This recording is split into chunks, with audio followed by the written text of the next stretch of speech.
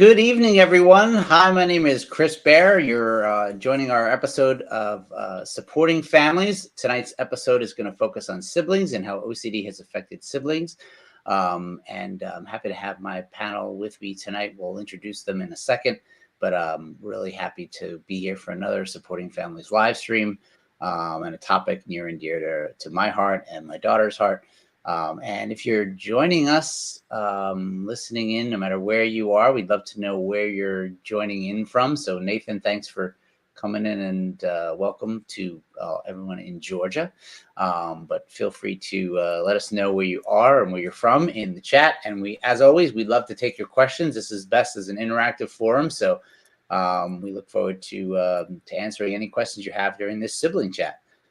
Before we get going, though, I just want to give some introductions and some ground rules, some information for everyone. Reminder: this live stream is educational and is not intended to replace therapy. So, for treatment-related questions, please work with your provider or contact a local clinician. You can use the IOCDF's online resource directory at iocdf.org/find-help. And you can use that to locate a trained clinician near you. The International OCD Foundation, or IOCDF, is not a crisis hotline. So if you're in a crisis or you are feeling suicidal or unsafe, please call 988, which is the Suicide and Crisis Lifeline. You can just dial 988 from any phone. And if you want access from the internet or online, you can also go to www.988lifeline.org. Or you can just go to your local emergency room, or you can always dial 911. So 988 or 911 or 988lifeline.org if you're in crisis at the moment.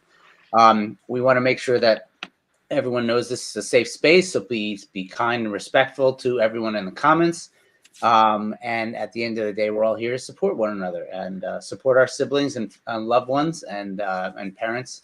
So this is a note that this is being recorded. It's going to be recorded live right now on several social media platforms. So welcome if you're joining us on Facebook, or you're joining us on YouTube or Discord or the other channels that we're live on right now. We're happy to have you. And a couple more announcements. They are Youth Hero and our Hero Award nominations are open right now. So the deadline for nominations is Wednesday, May 1st, 2024. Excuse me. We love the Youth Hero Award because it recognizes anyone under 17 who's been active in our community or been an advocate for themselves or their sibling or their loved one. And we look forward to giving that out every live OCD conference. And you can nominate an adult for the Hero Award or anyone under 17 for the Youth Hero Award by going to iocdf.org/hero-award. And also a reminder that the OCD conference is coming up in July. So if you'd like to register and join us in Orlando for a very fun and community-filled, supportive, and educational weekend, we look forward to seeing you there. And last but not least, thank you so much to Jack MHA for their dedication and support, which makes this live stream possible. So we appreciate Jack's support there. Again, if you're joining us live, no matter where in the world, we'd love to see where you are. Just let us know in the comments. And happy to take any questions that you have. Tonight's topic is related to siblings and the sibling experience with OCD. So let's start it off going around with our panel. And I'm happy to have my daughter Charlotte and Dylan and Melissa here with us tonight. Let's just give a quick intro for everyone. Hi, everybody. Yeah, welcome. Thanks for joining us on YouTube. Melissa, let's start with you. How are you tonight? Oh, I'm doing great. I'm so happy to be here. I love that this exists these days and we can reach so many people. Did you want me to do a little intro of? Yeah, sure. Yeah, so I'm a therapist in private practice in California, and I've been a therapist for a long, long time, probably close to 30 years at this point, believe it or not. But about 10 or 12 years ago, my daughter woke up one day with a sudden onset of severe OCD. And so I had been a sort of a general therapist working with mostly teens and families. So I did a lot of family therapy, and I didn't know what to do. OCD is really different, as we all know. So I tried to find her help. And in the course of finding her help, I learned a lot. We went through intensive outpatient programs out here at UCLA, which was wonderful. And I was so inspired watching her get better that I found the IOCDF and, retrained myself, and I became a specialist in working with OCD. So for the past 10 plus years, I've been working with OCD almost exclusively. And my domain, because I'm a parent, happens to be parents, parents and families. So I work with a lot of families who live with OCD. And so that's how I have encountered a lot of siblings. My daughter did not have a sibling. But that's my work, that's my passion, and I'm always really happy to help. And along the line, I became the president of the Southern California affiliate of the International OCD Foundation. So OCD SoCal out here, we try and put on as many events like this in person as we can for our local community. We just got through a speaker series where we had 4 different events, and we have a big state. So even the southern part, we have from San Diego to Santa Barbara, we have different events for people. So it's just great to be able to extend it to everybody all over like this. So thank you for having me. Yeah, folks, OCD SoCal, if you're not familiar, has a lot of activities, both live stream shows, virtual activities, as well as in-person events throughout the year. Melissa's done a great job getting that community out there engaged and brought together virtually as well as in person. I'm going to turn to our other guest, Dylan. Welcome. Thanks for joining us. Good to see you again. Last year, Dylan and we all met in San Francisco, but it's good to see you back here, Dylan. Thank you. Yeah. Hi. So yeah, I have a sister with OCD. She was diagnosed about 15 years ago. She's older than me, so my experience is with older siblings, and she is my only sibling. So it was just a relationship between me as the younger sibling and her as 3 years older. And I have ADHD of my own, so I also have experience with how that kind of clashes with OCD when growing up and all that. And I'm currently out in Washington, D.C., but as Chris said, I'll be down in Orlando for the conference this year again as well. Congrats on getting and moving to DC. Great to have you here again. Hello, everyone. By the way, if you're just joining us, let us know where you're joining us from, what part of the world. Melissa's out in Southern California. Dylan just said he's in DC. Charlotte and I normally are in Brooklyn, New York, but this week tonight we are in Amherst, Massachusetts. And last but not least, I'll turn to my daughter, Charlotte. I'm Charlotte. My sister Vanessa has OCD. She was diagnosed when we were really young. She's my older sibling by 2 years. So I believe I was 6 and she was around, or 5, 6, she was around like 7 to 8 when she was diagnosed.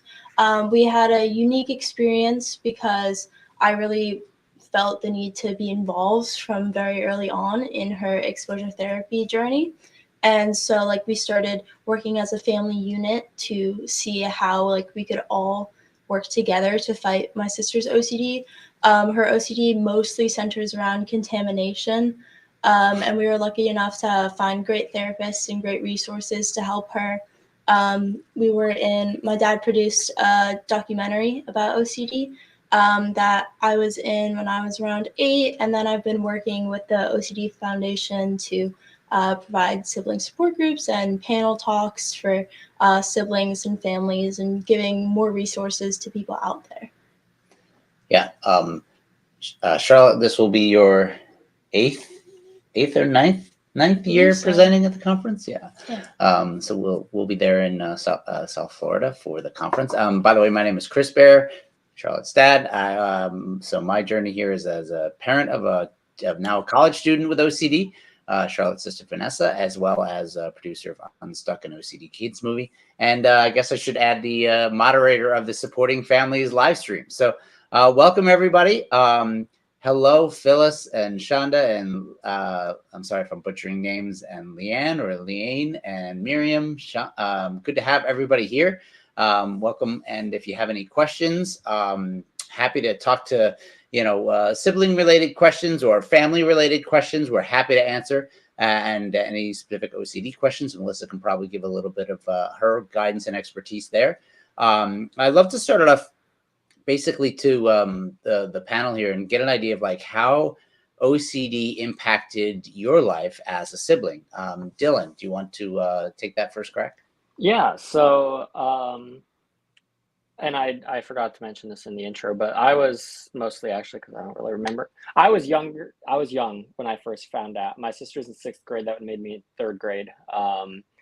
And I'm not gonna embarrass myself by trying to guess the ages there, but I did not know at first anything was going on, and it wasn't until my mom and sister sat me down and informed me, and since then that kind of kicked off the next 15 years of struggling, sort of, so to speak, and learning to get through it. My sister's OCD is mainly contamination based as well, with a center around loved ones getting cancer because of whatever irrational thing that it is, or compulsion, obsessive thought, sorry. And how it's impacted life, it really struggled. It made it really hard for us to have a relationship together. We kind of would bicker a lot, especially when we both hit our teenage years. That led to a lot of bickering, not getting along, as my ADHD got not worse, but like it progressed and her OCD progressed. Like we clashed a lot in impulsivity, and we're both stubborn as mules. So that did not help at all. But it wasn't until later that we actually started to have a good relationship in the past year or so. I'm 23 now and she's 26.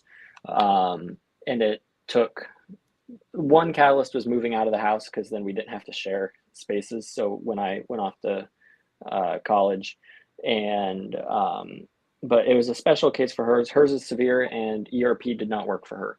So we went through a bunch of years of treatment that ended up not working, and things got worse, which led to a lot of frustration on her part, which sometimes did come out at me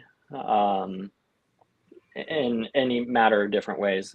But she now works with ICBT therapists, and it's a much slower road, but it is working better than ERP did.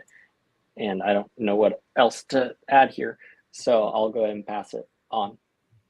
I think that's I want to hit on that. Is it ICBT or IERP? Yeah. ICBT. ICBT. It's inference-based CBT. Right. Yeah. Thank you, Melissa. I'm going to follow up, Melissa, with a question for you about that. But I'd love to turn it over to Charlotte. Give a little bit about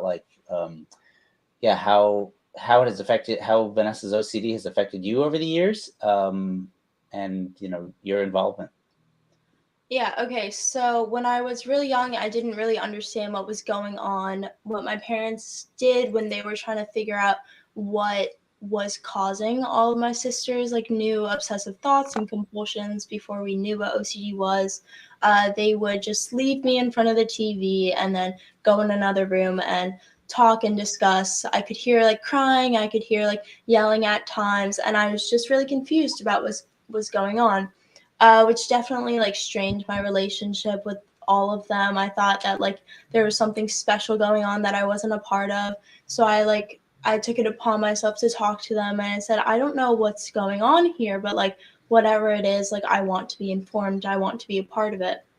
So we started doing exposure response therapy as a group when we found a therapist that suggested it for Vanessa's treatment. There were many nights where we were bowling with expired medicine, or my sister was afraid of chocolate mousse cake because she threw up once after eating it and thought that she would get cancer if she ate it again. So I loved that exposure. I got to eat it and then hug her, or we would progress to eating it together maybe. And so we definitely tried to incorporate me into the exposure response therapy. There were times though when I was Vanessa's trigger. I used to get stomach issues when I was younger, and that was a big trigger for Vanessa. There were times when there was a 4 month period when Vanessa couldn't go within like 6 feet within me, or like within my presence, couldn't touch the same things that we touched. And I shared a room with her at this time, so it was extremely difficult. Yeah, I think that there were definitely times where I felt that she could have like tried a bit harder, and it was hard to like not take the things that OCD was telling her to do personally and feel like it was a personal slight, which definitely strained our relationship. But at the end of the day, like I'm very familiar with the OCD. I've been involved for a while, so I do, even if it's hard to notice in the moment, like I do understand that it's not like she's not doing things to hurt me. Thank you both for that introduction. And, it's interesting how OCD, we have two siblings here, and how OCD has impacted them differently, and their approach has been different, and their relationships with their sibling, there's some commonalities, but also some differences. So, it all goes back to how OCD can impact the person with OCD in a very specific and individual way, but there are also commonalities that we have.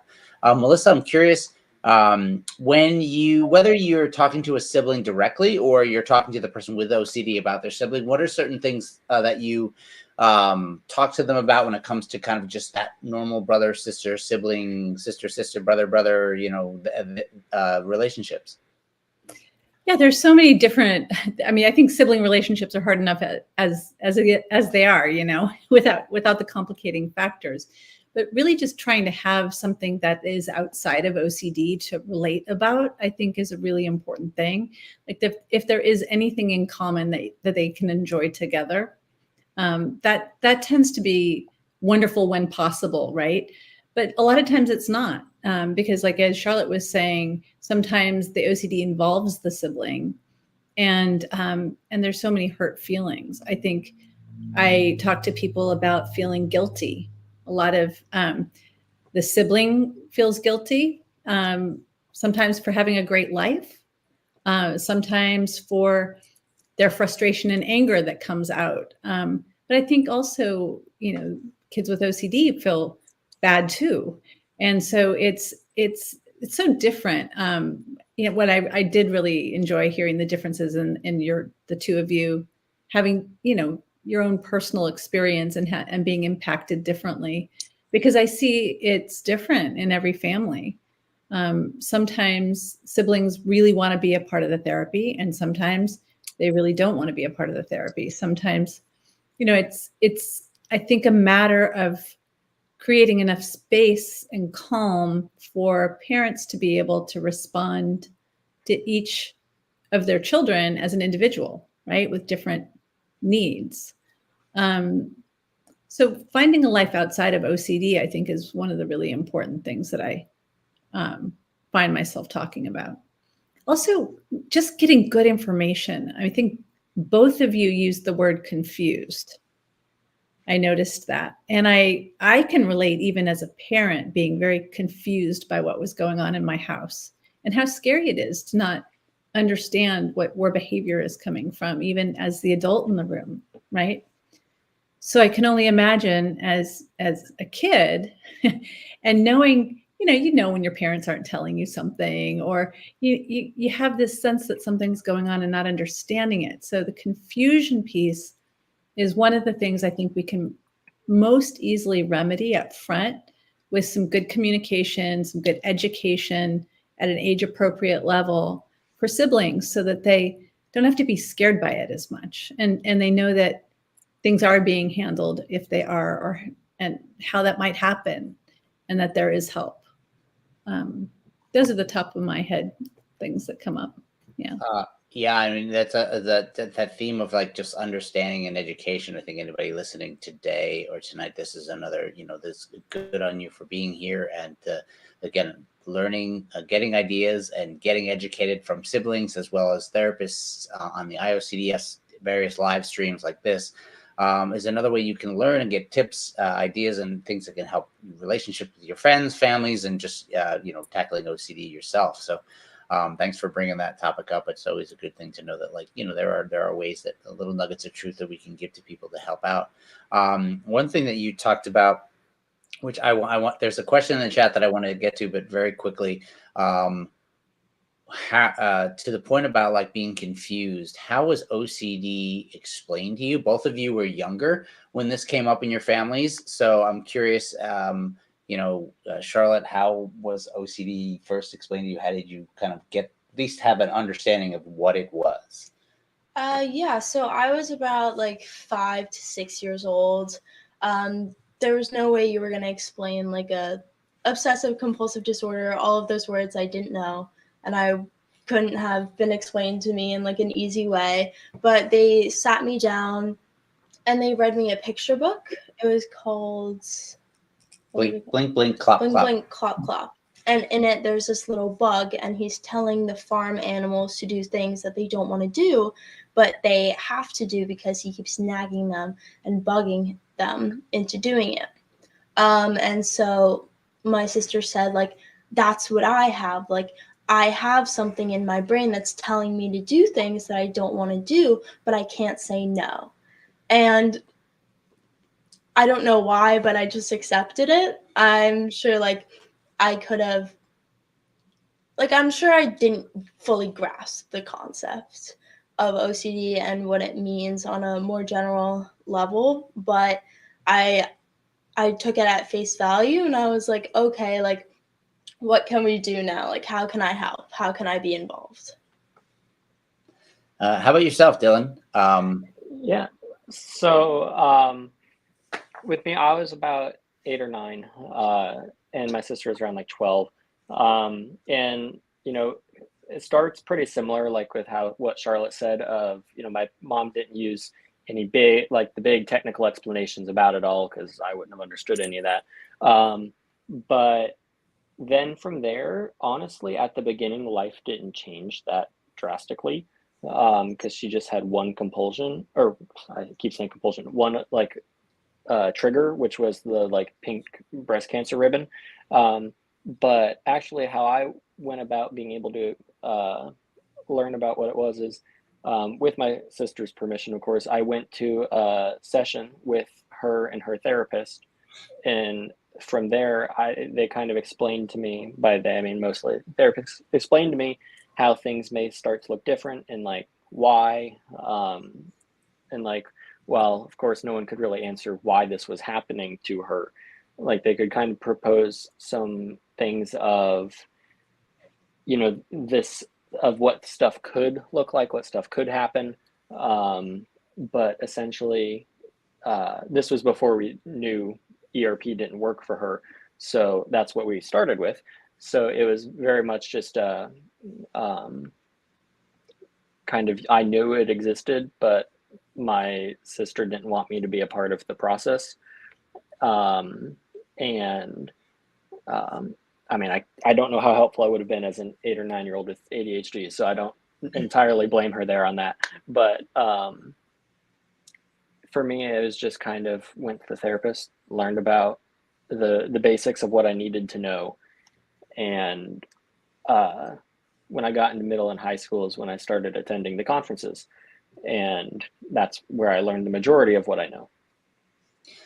Yeah, it's both of you kind of had a slightly different paths to learn about OCD, but you both have actually something in common, that you both went to have sessions with a therapist to actually, understand what OCD was. There's some interesting kind of topics going on in the chat about the relationship with the sibling, where someone with OCD is talking about how they might have been maybe not necessarily the nicest person to their sibling, and they made them angry or frustrated, or they didn't treat them nice. And there's another couple comments about how their sibling was a really good ally and supporter, especially when parents didn't necessarily listen and know things were going on. So like any relationship, sibling relationships are complicated, but when it comes to OCD, I'm curious how Dylan, your relationship, you mentioned that kind of it has changed over time. Did you and your sibling have a moment where you like hashed it out and talked about the past and, did that lead to, a better relationship now, or maybe just different points throughout your relationships together, how things might have changed? So interesting that you say it like that, because like how our relationship now is, I would think that there was some kind of moment where we hashed it all out, but we never really did that. We never really sat down and hashed it all out. We just kind of gripped to the point and like talking, like referencing to what they said in the comments chat about like, some fighting with their siblings, some like being supportive. I definitely could have been more supportive when I was younger. I was trying to figure out all my own stuff that was going on, and like, she went to a inpatient treatment place at one point, Rogers, and like, so then I had to deal with both just being with one parent as my mom went up and traveled back and forth while just starting high school and all this stuff. But it really got to mostly when we stopped living in the same space, and it kind of created a distance between the OCD and our relationship. And I definitely don't want that to come across as, oh, when I finally got away from her, it was better, because it's not like that. Because I don't want it to come across sounding as a bad thing of like her OCD got in the way of this, it's her fault, blah, blah. Because, there were things we both could have done to make our relationship better when I lived there. But that distance kind of allowed us, I think Melissa mentioned, it's good to have something to connect on and relate to outside of the OCD. And when the OCD was not ever present in our relationship, like when we were texting or talking on the phone, it allowed us to find those other things that we can relate to and talk about. And, now like we will just call each other when we're bored. And that would never in a million years have happened back when we were both in high school. So I think it was just one of those things that we got some distance from each other, and but really it was that allowed us to find something to connect on when the OCD was not just flat in our faces the entire time. Oh yeah, definitely. So it's good that you actually have found some common ground, things to chat about, and also like that OCD isn't always part of everything that you're doing together with your sibling, which is great. I know that you had specific periods where you were very, very angry with Vanessa, and then some of the triggers that, and some of the exposures that you I guess were pretty much forced to do with her didn't make you happy. Over time, were there things that you and Vanessa have hashed out? Have you talked about it? Have you come to grips with anything, or the frustrations that you had when you were the contaminated thing that she screamed at?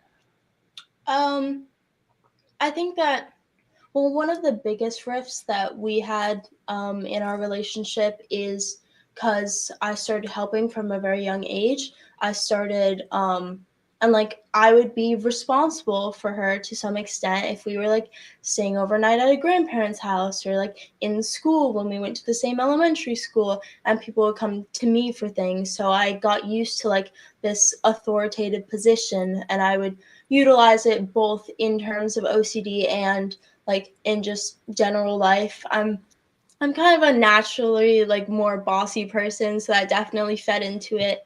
But it definitely caused like rifts in our relationship. She would often tell me like, you're not my parent, like you don't get to like dictate my life in this way. But it was hard because when my parents were asking me to like keep an eye out for new compulsions and new obsessions, and to look after her when they weren't there, like I didn't know how to separate that.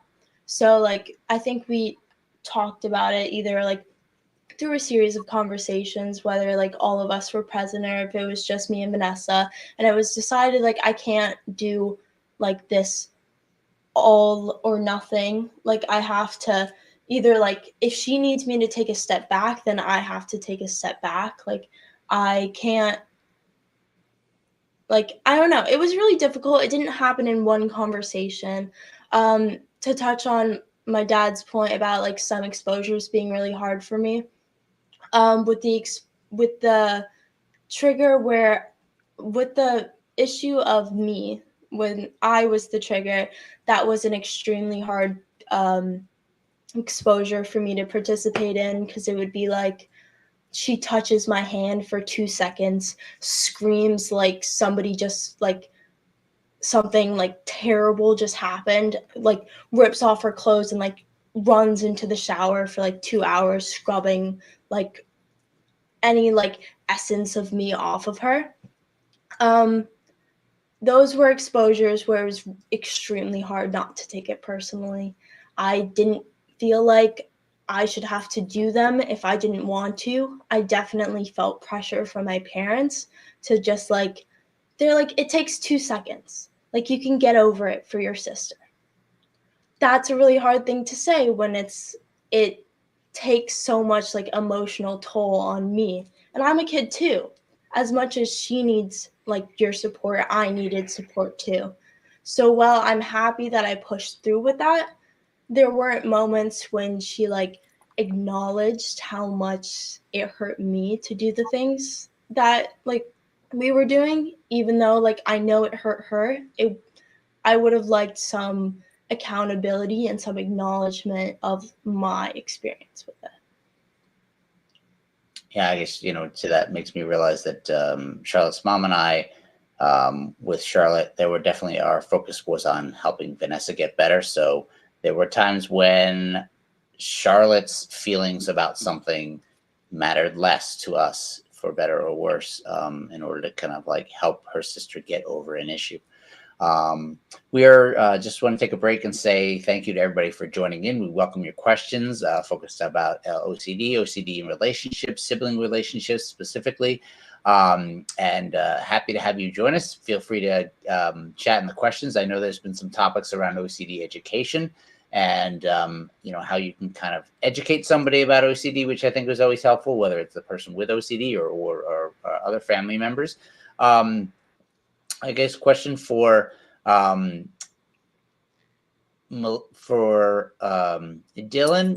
is, I want to talk about getting space for yourself, because OCD can, one of the things we all know OCD wants to do is take everybody in the family, everybody that's living under the household, or sometimes even all the family members or friends, like engulf you and become part of the world and dominate everything. So how were you able to kind of like get your space, get your own self-care, or make sure you were doing things that were important to Dylan and not just following whatever, OCD contamination rules were being dictated by your sibling? Yeah, so I'm going to focus more on when I did live at home, because when I didn't, that's kind of simple of, I just go back to my place. So for an actual helpful talk, I'll talk about when I lived at home. So I very much did experience that feeling of OCD wanted to suck everybody in, kind of like an attention hog of the house. And it mostly centered around my mom, because my mom was a safe space for my sister, and my mom was able to take off work more than my dad was with her job. But it was really hard to find the space and time. I had to learn kind of how to be an advocate for myself. To be an advocate for myself while not like demeaning or neglecting my sister. And it was a big learning process, and it took years. It wasn't like one day suddenly a switch flipped. And like, I remember one time, like it was, something was going on, like something had triggered my sister badly. And my mom was not paying attention to her, like was just, because it was one of those times where she was at her wit's end. And to get my mom's attention, she screamed that she hated me. And sure enough, that got my mom's attention. My mom handled it well, just like, like, can't do that, blah, blah. But when there's all the screaming going on, there's not really a place in the house you can go to not hear it. So I would often, my room was right next to my sister's as well. So it's like my room often was not a safe haven for me to find that space. And often what I would do if there were really bad nights, my mom would send me to a friend's house, or see if there was someone I could stay over with. Or I would go outside, like on the deck. My sister would not go outside in our backyard. So I'd go out there, play with my dogs, which is an important to me thing. Or like just go, luckily I really like TV and movies, so I could just put in earplugs and watch TV or watch a movie. Trying to think, is there anything that you asked that I did not touch on in there? No, I think you're talking about finding the things that you enjoy. Sometimes that's in the moment, as well as like the just things that make you happy, and that in a lot of ways that is making sure that OCD doesn't take power over you. I remember that one of our therapists told us, you have to make sure that you make time for Charlotte. You have to make time for yourself. And I recall there was one incident where I was taking both girls to watch the Macy's Thanksgiving Day Parade. And on the walk to the subway, we live in New York City, something happened. Vanessa freaked out. And rather than cancel the event, Vanessa went home and Charlotte and I went. And that was because I knew the event was important to Charlotte as much as it was to Vanessa. And therefore, it was like, okay, we're going to make the decision that while Vanessa's in crisis at the moment, Charlotte and I are going to go to this event, and Vanessa will not be able to, go no matter what. So, we're just trying to sometimes make sure that the other sibling has their moment, has their, things that are important to them happen. Melissa, what is some advice you give? Yeah, go ahead. Sorry, I was going to say, what you said reminded me of one more quick thing, which was the help of like, and I was thinking about it, but wasn't sure if I could chime in with it or not. But like one thing that helped was with my mom, like you said, of you still took Charlotte to go see the parade because you knew it was important to her. I find that it can be helpful because again, it's like we're not the parents of our sibling. So it's like it's helpful when the parent takes that initiative to help make those things happen. So whether it was an event that that we were all going to go to, or like my sister is terrified of the county fair and still is, but my mom would still take me, even though it would sometimes it would cause hell to rain down at home because we went, because that's like one of her top things. But she'd still take me when I was younger because she knew it was important to me to go see the animals, and I wasn't a big rides person, but see the booths and all that. Yeah, I mean, doing those things are important. Melissa, what advice do you give parents or even people with OCD to make sure, like, to help them understand that everyone in the household needs their time? Right. I mean, I think it's a key point. Everybody matters, right? Not just the person struggling most in the moment. And all of these are such important examples of, you as siblings not having to miss out on things that are really important to you, even though sometimes you do, right? And learning that flexibility, but for parents as well, it's a day in, day out, very exhausting thing, just being a parent, I think, and then when this kind of dynamic is in the household, it took me a while to really learn, and I think it's an important thing for siblings and for parents that the best gift I can give my family members is to really be fully attentive when I'm there. And I can't do that all the time unless I take care of myself. So all of us having boundaries, right? All of us having places where we go, where we can be alone if we need to, right? Because if I'm being pushed beyond my capacity to respond in a balanced way, in a calm way, it's not good for anybody. Right. And understanding when our kids are getting pushed beyond those limits is important too. And I think that a lot of times I find siblings are so, they get really rewarded for how patient they are and how helpful they are and all these other good things, how, not being a problem they are. And sometimes it's okay to be a problem, right? To have that message of you don't always have to be the one who has it together because I'm focusing over here. I mean, I think that message that we all are human, we all have our breaking point, and to learn to sense when that's coming so that we can take a break before we go on tilt. And then, just valuing those moments where we can do something that's actually nourishing and fun, and not losing our sense of humor as a family, I think, is another important thing.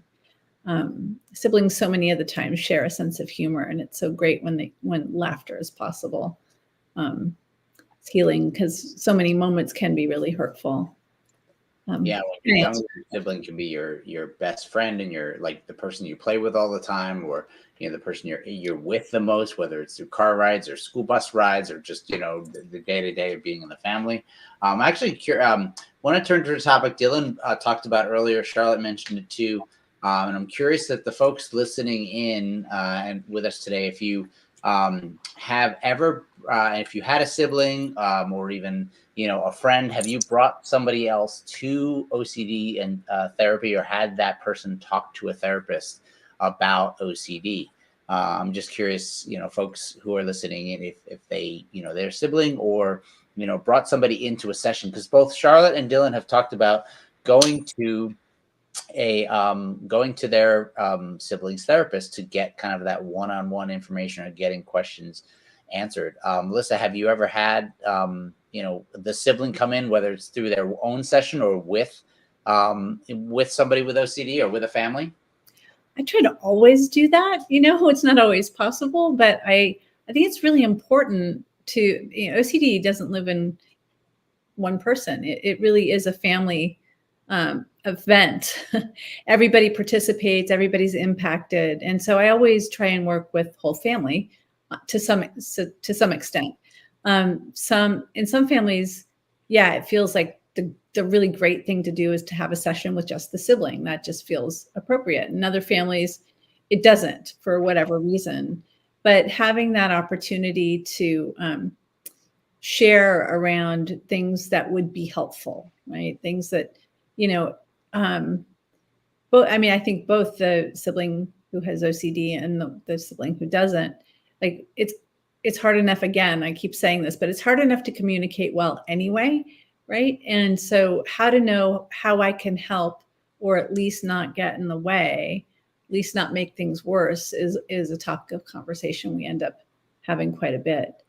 I also, whenever possible, I really like for a sibling to have their own person. If it's not a therapist, like somebody that they can talk to when dealing with feelings like what you were talking about, Charlotte, of how it must feel to be, the one that was so painful for your sister to experience for a moment. And what do you do with those feelings, right? And so, yes, I bring siblings into therapy. I try to give siblings tools. I try to give the family tools for communication as well, but ways to get their feelings out without, having it be difficult or upsetting or hurtful is always helpful, I think, for everybody. I think that was a fantastic summary of, not just ways to help the family as well as the sibling, making sure that everybody has their space to be able to ask the questions, but also talk about their topics that might making them emotional or frustrated. And hand signals hand signals are really good. So when Charlotte was, she mentioned before, she was like 6 years old. Vanessa got into therapy, I'm going to say maybe shortly thereafter, between 6.5 and 7. She was like, I want to go see Vanessa's therapist. And we were like, okay, we'll make sure we'll go to an appointment. We'll go together. And she was like, no, it's going to be me. I'm going to be with the therapist by myself. So I'm curious, do you remember what you asked? What was your motivation there, or what you were trying to find out? I honestly don't know. It could have been anything, knowing me. Probably definitely me just wanting my space, probably something to do with Vanessa has this thing that I have no part of and I want. Like, I want to see like what the hype is about. To an extent, or like she has something that like I don't get and I want to like experience it. That being said, I do definitely think when you're talking to your siblings therapist, it is largely about them, and they're almost like in the room with you even if they're not there. It doesn't feel like it's your person because you're not talking about you so much as you're talking about like you in regards to your sibling. And so I think definitely finding your people, and whether that like is a friend or a parent or your own therapist, is extremely important. I know my experience and the experience of a lot of other people out there is that your siblings don't want you to tell anyone that they have OCD. But, and I'm not saying that you should shout it from the rooftops, you should respect their privacy, but I do think that it is important to have people that you can confide in things too, and like that you can share your experiences with, because I spent a lot of time having to deal with things by myself because I wasn't allowed to tell anybody. And that's something for parents too, like tell your other children that it's okay. Like I shouldn't feel like trapped in a box because my sister tells me that I cannot tell anyone anything. I need to have the time and the like spaces to open up for myself and to feel like it's about me and that I'm prioritized. Want to thank Nathan and Phyllis for answering. You did take the family to therapy, or that both Nathan and Phyllis had their families come into therapy. Whether it was helpful or not, I think it was great on both your parts to bring them in and get them into so have that a chance to ask questions and find out how they could help, or things that they could adjust in their lives. So thanks for answering those questions. If you have any questions for our siblings or for Melissa, please throw them in the chat. We got another 12 minutes or so. Dylan, anything specific that you remember learning from going to your siblings' therapist, or did it put you at ease? Did it at least kind of help you at a path forward, set you grounded? So, not really. So I know I kind of touched on it before, but my sister did not want me to be involved in her therapy, in her treatment, in any of that. So like after that first ground one, any subsequent times going, it was because, my mom or even her therapist would say, no, you need to bring him in for this time. And that was usually after like something big happened between us, like that, because we're young and stubborn, refused to talk about to each other face to face, or maybe we just didn't have the skills to do so. So out of anything that I can remember that I did learn in there that we kind of talked about, was the focus was more on how to, and I think Charlotte may have said this as well, but like how to help the other, or at the very least not make it worse. So like when we were having these conversations about like, the typical sibling dispute or whatever, because siblings do fight, that's a part of having a sibling, would be, don't use the ADHD or don't use the OCD as an excuse, and don't use it as a weapon either, like against each other. And to kind of just like, even if the situation doesn't get resolved, it's better for it to not get resolved but still be respectful to each other than for it to not be resolved and end with tears on one or either side. And, of course, because we were young, we didn't always follow that.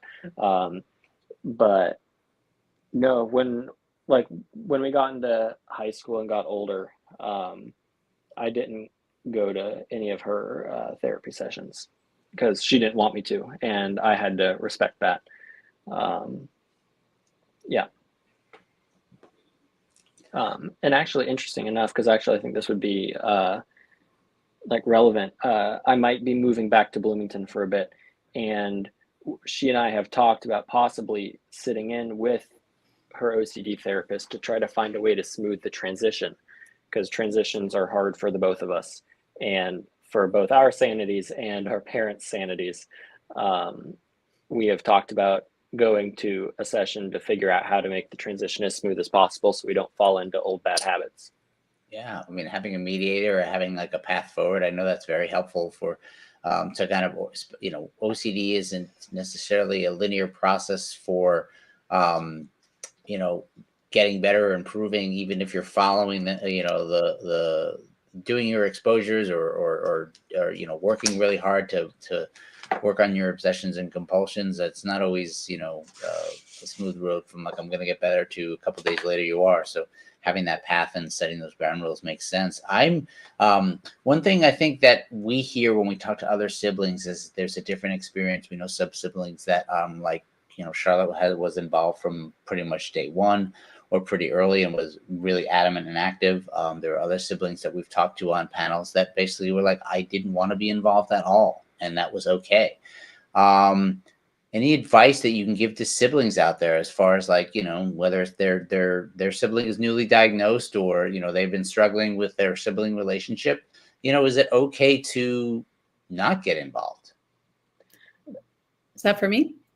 I think it's for all three of you, but yeah, you're welcome to jump in first. Sure. I'll just jump in because I want to acknowledge that family therapy is hard. And a lot of times it doesn't help. It's really, it's a challenge, I think, for everybody. And a lot of times ERP therapists aren't also family therapists, right? So, but yes, I think it's really important for there to be permission for everybody to have their needs met. And so if somebody really doesn't want to be involved or doesn't feel safe sharing their feelings in the room, that I think it's really important to honor that, because I think getting pushed to the side is kind of the chronic experience. And then if you're forced to join and sit through something that's challenging, I think that kind of aggravates the problem. So communication is just so important, and feeling that it's okay to ask for what you need. Because if you don't ask for what you need, nobody knows. That would be my advice. Yes, definitely important to speak up. What do you think? Is it okay? 100%. I think that if you don't want to be a part of the OCD journey and if you don't want any involvement, you won't be helpful if you are involved. I think there are some concessions to be made in like extenuating circumstances. Like if you are like a fear, or if something is going on that is impossible to like go around how OCD is impacting your life, you do like have to have like some involvement in those cases to just, but it's more of a common ground. It doesn't mean you're giving up your life to help your sibling through their OCD. There's definitely like compromises to be made. I think that you can decide you want to be involved and then decide after a while that you don't, and you can step back, and that is completely fine. And I think as long as you are consenting to be involved, or both parties are happy with it, then that's great for you. And I genuinely think that it will help your journey. But if you're not, if both parties, or if it just creates too much tension, then don't do it. It's all about like what works for certain people. Yeah, I agree with I agree with what everyone said, but it's, as someone who was not involved, of course, my sense will be it's okay to not be involved. You never have to do anything you don't want to do, even though sometimes, and I think that's one of the kickers with OCD treatment, sometimes you feel like you have to, because a lot of therapists and treatments like kind of stress, you know, it's something that affects the whole family. And I wholeheartedly agree. It does affect the entire family. But that at the same time, I think what can kind of get lost in there, especially if you're new to it, is it doesn't mean you have to be involved. Of course, I would encourage to try and support your sibling, even if it's not being involved in the treatment, to circle back to the idea of just don't make things worse. But if they don't want you involved, or you don't want to be involved, there's no need to be, and that's completely okay. because as selfish as it may sound, sometimes you do need to put yourself first, so that way you don't suffer as well. Yeah, so good. Just say one more thing. As like personal boundaries are key. You need to do what you need to do to have your best life. But that being said, there's a level of like respect and understanding in any circumstance throughout life that I think should definitely be applied. Like I could never justify like triggering my sister on purpose or like doing those little things that because we're siblings, you might think like, oh, it's okay. But there's some level of understanding that is just basic and like it's just a necessity. And as human beings, we have empathy. We can understand when our siblings are struggling and we can try to help them as much as possible without like giving too much of ourselves in the process. I'm so glad you said that. I think sometimes, we don't want to go too far on one side or the other side. There's sometimes having those ground rules in terms of you can be angry. It's understandable to be angry and frustrated, but it's not okay to like certain kinds of intentionally triggering. I'm glad you mentioned that because it ends up not making your experience better in the long run either, right? Because nobody wants to feel like they've hurt somebody else in the family over the long haul, that sort of resentment and guilt that builds up. So that's where I think a lot of education is helpful and where a therapist can be helpful when involved with siblings is these are the things, here's how you can express your anger in a constructive way or your frustration or your sadness or missing your sibling without stepping over a line that is too excruciating or too hard. Yeah, I mean, all of you kind of touched on how important it is as an individual to make sure that you're advocating for yourself and your own self-care. But, I think you've all also touched on the fact that like you do need to know about what's going on with your siblings. So in this case with OCD, you kind of have to know what an obsession is, what a compulsion is, what maybe the type of OCD is, and what might get triggered. So you're aware of it. That doesn't mean you have to be involved in the therapy, or you can still, make space for yourself. But I do think that education is important. Phyllis, thank you so much. She wrote, Charlotte and Dylan, how can I thank my sis for sticking with me through these hard times? Any suggestions for that? Dylan. Okay. Oh man, didn't have time to think about it.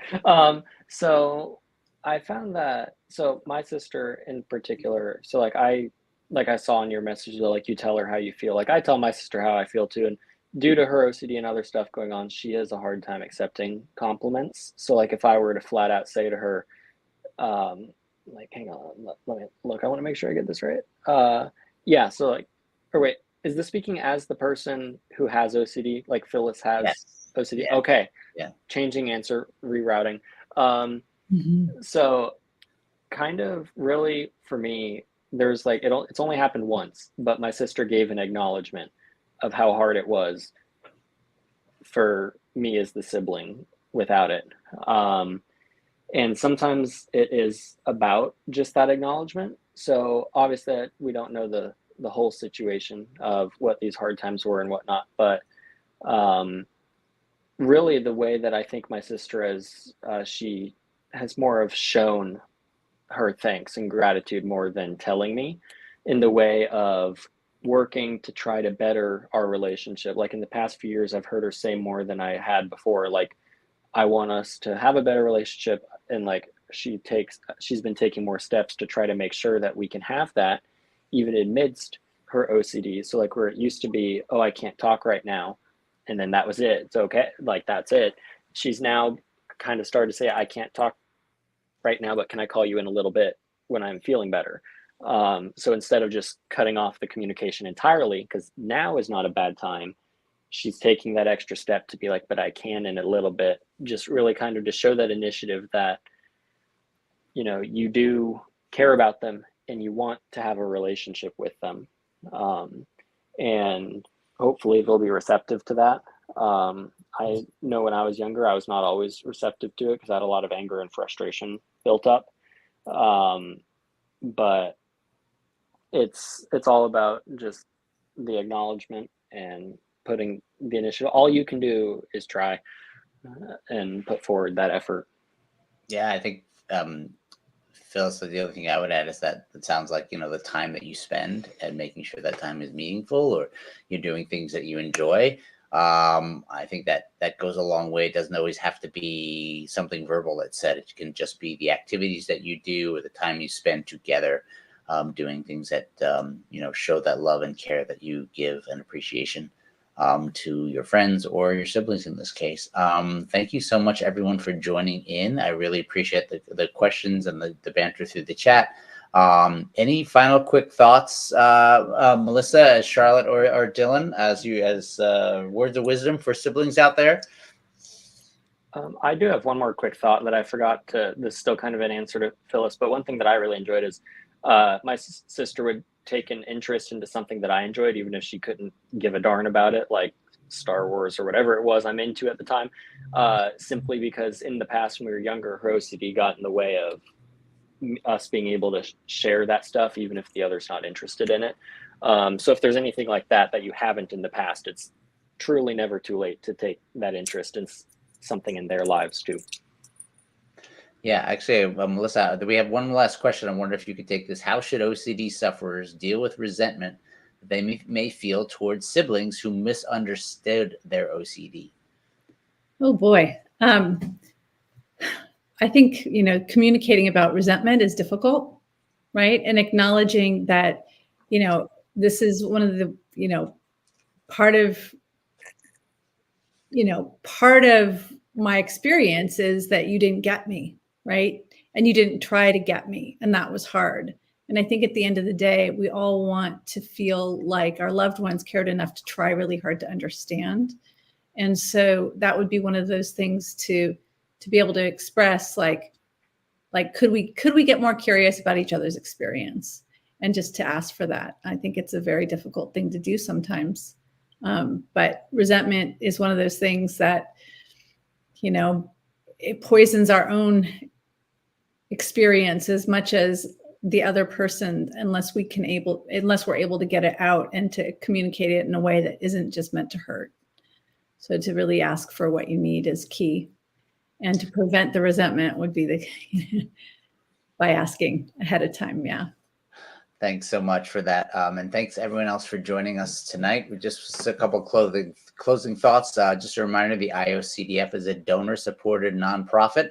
So if you could consider making a donation for the IOCDF to help us bring programs like this, conferences like what's going on coming up in July, as well as the virtual events throughout the year, you can donate at iocdf.org/donate. You can subscribe to all the OCD Foundation's events and activities and hear the daily posts, whether it's on YouTube or Facebook, Twitter, Instagram, Threads. IOCDF is on all the socials, and you can get, not only the stories and day-to-day tips and tricks and tips and ideas, but you can hear from wonderful therapists throughout all their live programming. As a reminder, this live stream is one of many, so you can see the entire schedule for future as well as view past events at iocdf.org/livestreams. And once again, the deadline for the Youth Hero and Hero Award nominees are May 1st. Please nominate an adult for the Youth Hero Awards, or anyone under 17 that you admire and think is doing a great job as an OCD advocate or in their own therapy, at iocdf.org/hero-award. And once again, want to thank Jack MHA for their support and sponsorship of the Supporting Families live stream, and really appreciate Dylan, Melissa, and Charlotte for being with me tonight. And can't wait to see you next month for another Supporting Families live stream. Have a good night, be safe, and look forward to seeing you all at the OCD conference in July in Orlando.